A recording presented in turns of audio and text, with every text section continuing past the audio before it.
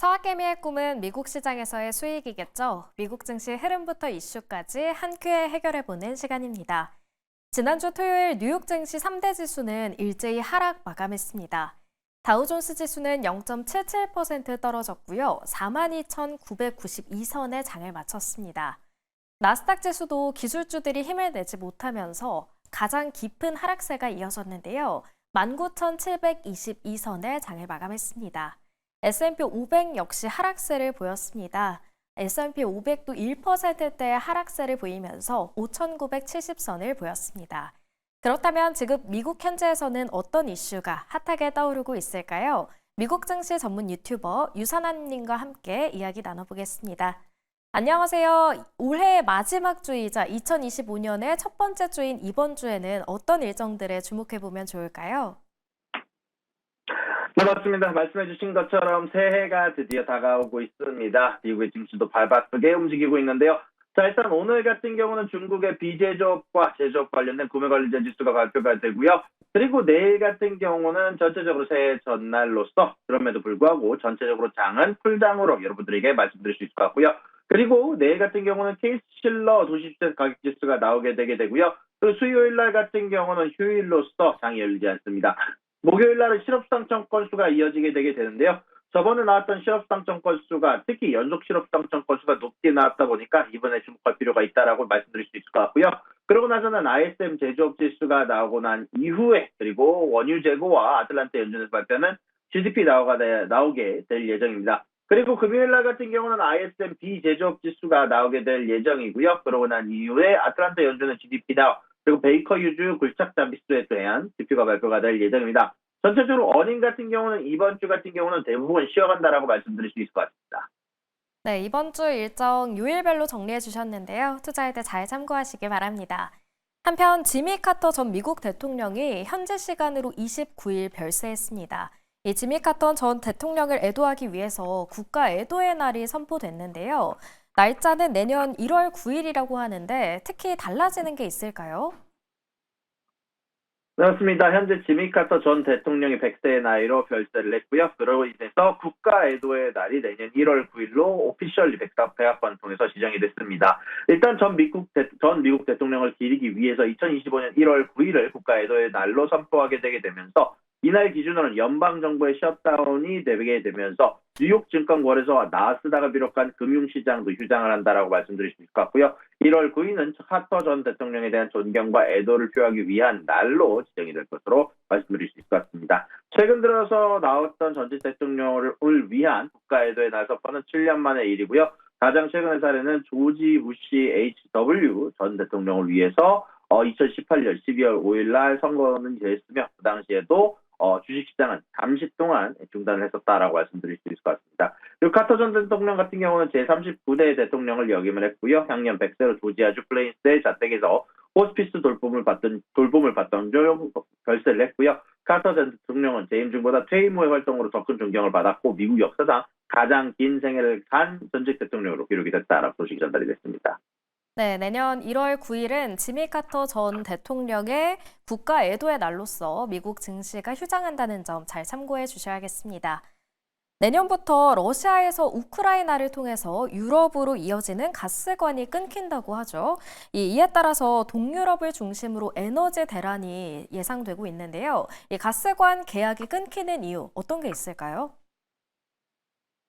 네, 맞습니다. 현재 천연가스가 미친 듯이 오르고 있습니다. 오늘 기준으로 선물가스 기준으로 15.19%가량 올랐다는 소식이 전달이 됐는데요. 정확하게 말하자면 러시아와 우크라이나 간의 전쟁으로 인해서 동유럽 에너지 위기가 심화가 되고 있다는 소식이 전달이 됐고 우크라이나는 현재 러시아의 자금줄을 차단하기 위해서 2024년 말 종료되는 가스관 경유 계약을 연장하지 않기로 결정했기 때문이라는 소식이 나왔습니다. 현재 가스 공급 중단으로 인해서 동유럽 쪽에서는 지속적으로 반발이 나오고 있고요. 이게 슬로바키아의 총리 같은 경우는 현재 로베르트 피초는 가스 중단이 EU 경제에 큰 타격을 줄 것이다라고 하면서 경고하며 대책 마련 촉구를 했고요. 현재 유럽 기업과 가정이 약 184조 원에 해당하는 손실을 볼 수 있다고 조상했고요. 현재 슬로바키아는 우크라이나의 전력 공급 중단으로 위협을 하고 있다는 소식이 전달이 됐습니다. 헝가리 같은 경우는 러시아, 터키 간의 투르크 스트림 가스관을 통해서 러시아산 가스를 계속 공급받겠다라고 밝힌 상황이고요. 몰도바 같은 경우는 현재 천연가스의 90%를 러시아에 의존을 하고 있는데 러시아가 가스 공급 중단을 통보하자 현재 여기에 대해서 에너지 비상사태를 선포했다는 소식이 전달이 됐습니다. 현재 정부는 에너지 소비를 최소 3분의 1까지 축소하고 공공 및 상업용 건물의 조명 사용을 제한하는 등 여러 대책을 발표했다고 소식이 전달이 됐는데요. 이런 부분들에 대해서 지속적으로 EU 같은 경우는 러시아산 가스 의존도를 줄이고 신재생 에너지의 전환을 강조하면서 이번 상황에 직접 개입하지 않고 있다는 소식이 전달이 됐고요. 이미 EU 내 러시아산 가스 점유율은 2022년 이후에 급격하게 축소되었다 보니까 이런 부분들에 대한 대응을 하겠다라고 소식이 전달이 됐습니다. 다만 그럼에도 불구하고 이렇게 천연가스가 크게 오르고 있는 이유는 결국 EU 쪽도 가스 저장량 감소 속도와 미국의 LNG 수출 지연으로 인해서 겨울철 에너지 부족 우려가 커지고 있기 때문이고 이런 부분들에 대해서 지속적으로 가스 가격은 역시 변동성이 높아지면서 기업과 가정의 경제적 불안정 혹은 가격 상승을 초래할 가능성이 높다라는 소식으로 이어지고 있습니다. 네, 동유럽 국가들이 에너지 대란을 어떻게 이겨낼지 주목해 봐야겠습니다. 이어서 오징어 게임 2 관련 소식인데요. 지난주에는 이 개봉이 되고 나서 외신에서 혹평이 이어지고 있다라고 말씀을 해주셨는데 시간이 조금 지나고 나니까 흥행을 이어가고 있습니다. 무려 93개국에서 시청 1위를 기록했다고 하죠. 그렇습니다. 오징어 게임 시즌2가 여러모로 언론의 호평을 받았음에도 불구하고 공개 이틀 만에 93개국에서 넷플릭스 1위를 달성했다는 소식이 전달이 됐습니다. 이런 부분들 관련해서 여전히 로튼토메이토에서는 현재 지수가 저번 시즌1에 비해서 10%와 20%씩 사실 저평가를 받고 있긴 하지만 여전히 이번 시즌에 관련해서 복수와 새로운 게임을 중심으로 긴장감 넘치는 스토리와 강렬한 메시지로 지역별로 여러모로 다양한 공감을 얻고 있다는 소식이 뉴스로 전달이 되기도 했었는데요.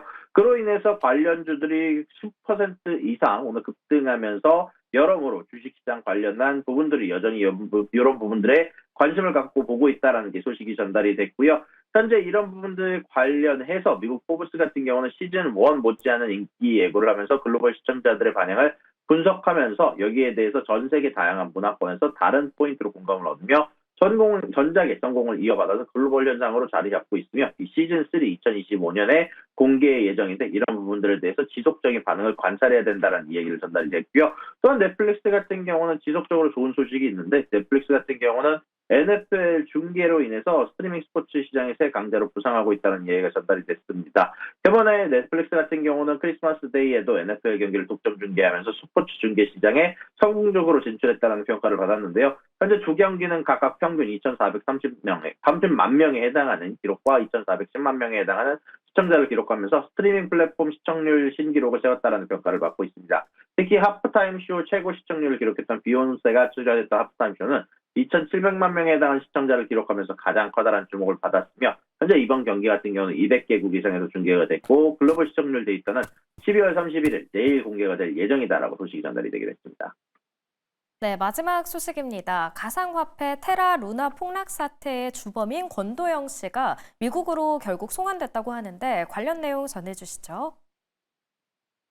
현재 몬테네그로 법무부는 가상화폐 테라 루나 폭락 사태의 주요 인물인 권도용 씨를 미국으로 신병을 인도하기로 결정을 했다는 소식이 나왔는데요.